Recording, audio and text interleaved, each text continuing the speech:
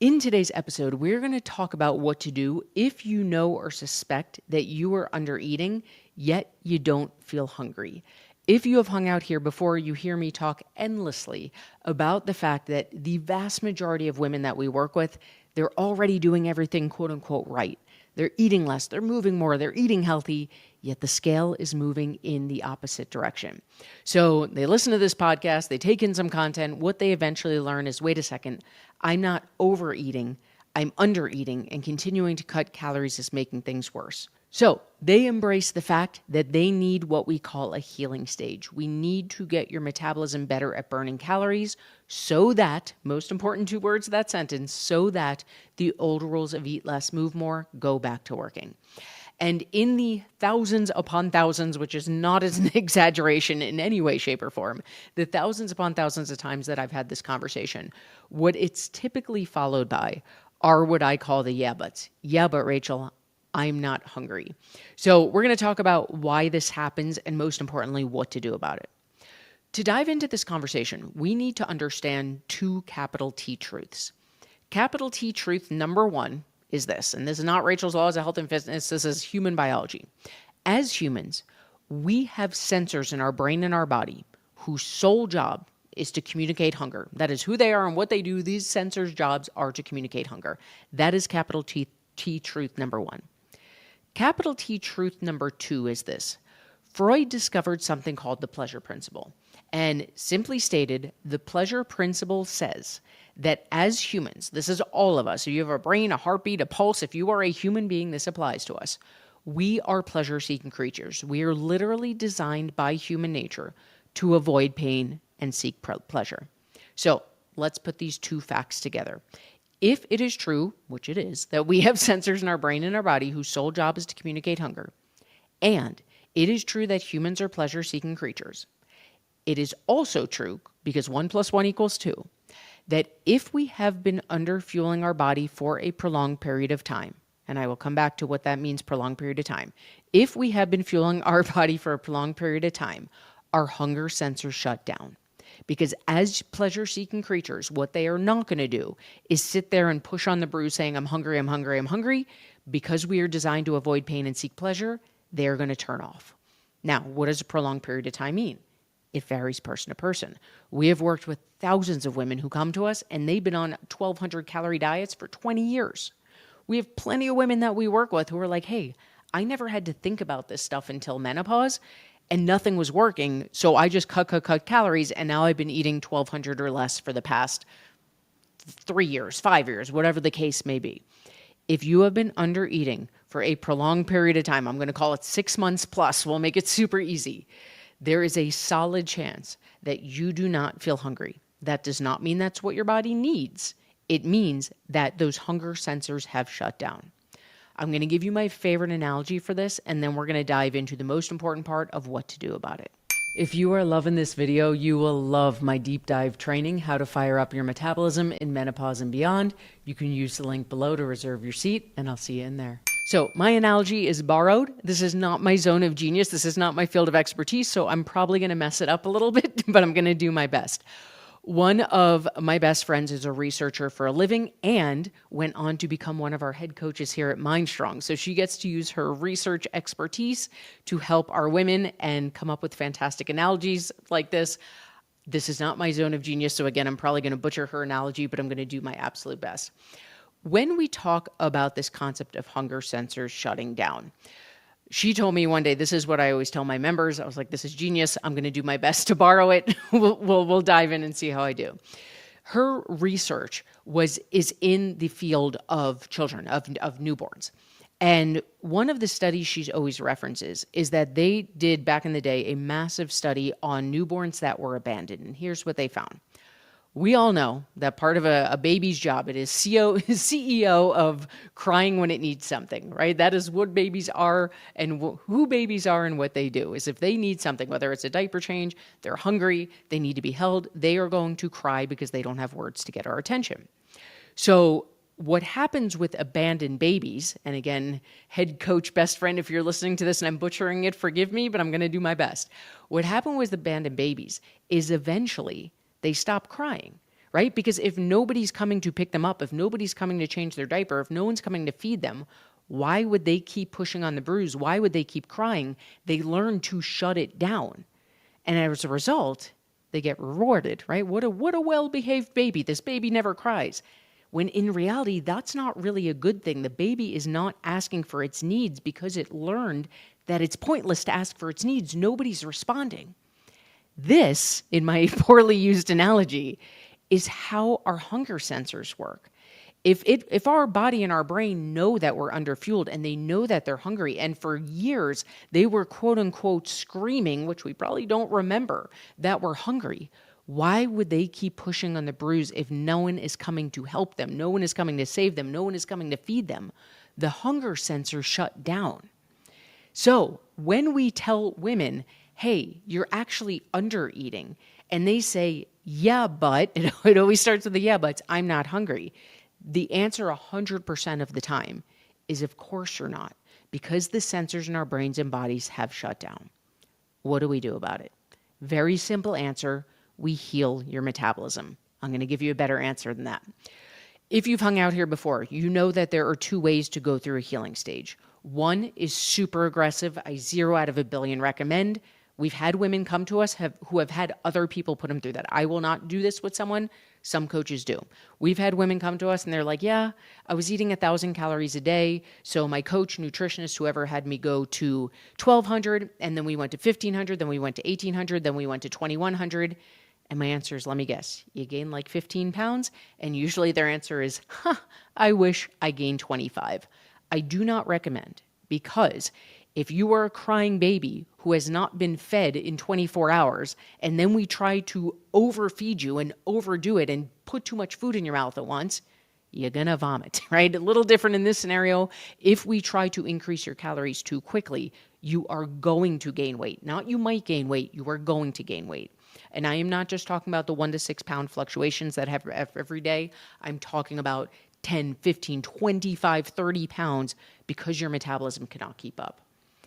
The way that I suggest doing it, the way we do it at MindStrong, is we meet your body close to where it is and we baby step it to where it needs to be.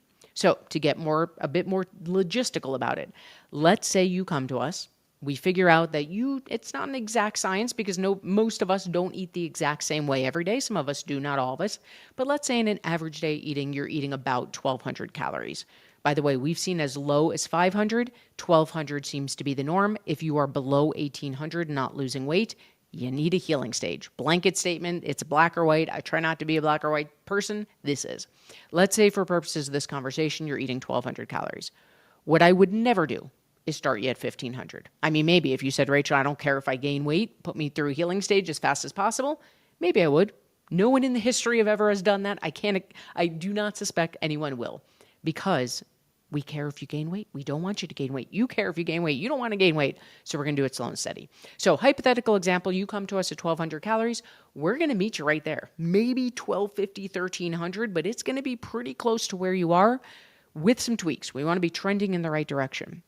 Now, over the weeks, as your metabolism comes back online, we're going to start slowly raising that number. How do we know if your metabolism is coming back online? Well, for our members, every time they're checking in with their coach, we are asking very specific questions like, how's your energy? How's your sleep? How's your inflammation? Can you feel a difference in cortisol, which can go hand in hand in sleep? And the big one, how is your hunger? When we hear, holy cow, I don't know what's going on right now, but I woke up hungry today, hands in the air, hallelujah, that is a glaring neon sign that your metabolism is coming back online. The $1 million question, how long does that take? If you've hung out here before, you already know the answer. It is going to be wildly different for every woman. Anyone who answers that question, run, don't walk. They are pulling it out of their rear end. Because let's just think about this logically, okay? Let's zoom out for a second. If Jane comes to us and Jane has been eating 800 calories a day for the past 20 years, okay? That's Jane, 800 calories a day for 20 years. Sally comes to us and she's been eating 1,400 calories a day, never really had to think about this stuff before menopause, so it's only been 2 years.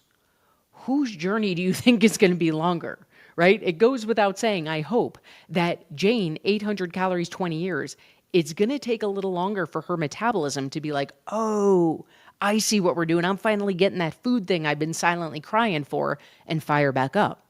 Sally, her body just hasn't been through the ringer as much. So there's a solid chance her hunger sensors are going to fire up sooner. What nobody can predict is how long it's going to take. What I can promise you, and this is a hands in the air hallelujah moment if you really let it in, is that this is biology, right? If you start feeding a baby, it is going to get healthier. If you start fueling your body correctly, it is going to be healthier. All the rules of biology always apply. The key is we have to meet your body where it is, and we have to look for the signs that it's coming back online. But when women come to us and they say, yeah, I'm undereating, but I'm not hungry, there's two parts to the conversation. Part one is, of course you're not, because we have sensors in our brain and body whose sole job is to communicate hunger. And if we've been underfueling them for a prolonged period of time as pleasure-seeking creatures, of course those hunger sensors are going to shut off. Point number two, the most important part, I believe, is that we don't have to force this. The natural organic progression of healing your metabolism is going to turn your hunger sensors back on. Here's the best part. If you've hung out here before, you hear me talk a lot about the fact that a healing stage is one and done. Once we heal your metabolism, part of what we do here as an education-based company is we teach you the tools to do this for the rest of your life. Meaning, how do I keep my metabolism healthy for the rest of my life so that I never have to heal my metabolism again, right? How do we call it a pop in, pop out kind of deal? How do I start thinking of weight loss as a pop in, lose some weight, get back out into maintenance without gaining the weight back so that I keep my metabolism healthy long term? And you've heard me say a lot, if you've hung out here before, that the healing stage, when done correctly, is one and done. Because once you master this cycle, this weight loss cycle, this pop in, pop out deal, once you've mastered that, you will never have to heal your metabolism again. Similarly, once we have your hunger sensors fired back up, they will never shut off again as long as we are living on this cycle. As long as we are keeping our metabolism healthy, you will never have to fire your hunger sensors back up again. They will stay on. In fact, when you get into a weight loss stage, and by the way, I'm digging a little deeper here. If you're newer to the podcast, episodes 99 to 104 are going to dive really deep into what I mean by the weight loss cycle. For the purposes of today's conversation, when you get into a weight loss stage, hunger comes with that, right? We just did all this work to get our hunger sensors back online. Now we're ripping some of those calories away into weight loss. So the climb back to maintenance, again, if we're thinking of this weight loss cycle, becomes faster and easier because those hunger sensors are back online. If that last part left you a little deer in headlightsy, Harry Potter it out of your brain, remember that scene where he pulls memories out? Go listen to episodes 99 to 104 where I talk about the weight loss cycle. We talk about weight loss. We talk about the climb to maintenance. We talk about maintenance itself. We talk about the healing stage. For the purposes of today's conversation, let's bring it home. Number one, if you suspect that you are under eating, and if you're not sure, I have past episodes on how to figure it out, or we can always help you with that. If you suspect that you're under eating, and the answer is, yeah, but I don't feel hungry, you are not alone. Never in the history of ever have I had a woman come to us eating 1,000 calories a day saying, Rachel, I'm starving all day, because those sensors in our brains and bodies have shut down. Part number two, the good news, we don't have to force it. The natural act of healing your metabolism is going to get those hunger sensors back online. That is glaring neon sign number one. When you say, I don't know whose body this is, but I woke up hungry today, hands in the air, hallelujah. And best of all, when you master the weight loss cycle, you will never have to heal your metabolism again. You will never have to worry about your hunger sensors turning off. Again, if you've hung out here before, we talk about you don't have to live on the weight loss cycle forever. We're going to hit our goal weight. We're going to live at maintenance. Our hunger sensors will be back online. It is a beautiful, beautiful thing. If you are under eating, if you are eating under 1,800 calories a day and not losing weight, continuing to cut calories is making the problem worse. If you are cutting calories because of the yeah buts, yeah, but I'm not hungry at 1,000, so I'm going to 800, we're digging the hole deeper. We have to stop the bleeding. We have to start the healing. It will get easier, I promise, as those hunger sensors will come back online. It is a very natural biological process, but we have to train your metabolism to be better at burning calories. We call it a healing stage. Once you have metabolism that's on absolute fire, you will have it for life. Real quickly, if you are loving my content, I want to invite you to apply for a free one-to-one strategy session with my incredible all-female team. In your session, we'll talk about where you are, where you want to be, a game plan to bridge that gap, and see if one-to-one coaching is a fit. You can use the link in the description below or the first pinned comment to access the application. And then don't forget to check out this next video for even more help with your menopausal journey.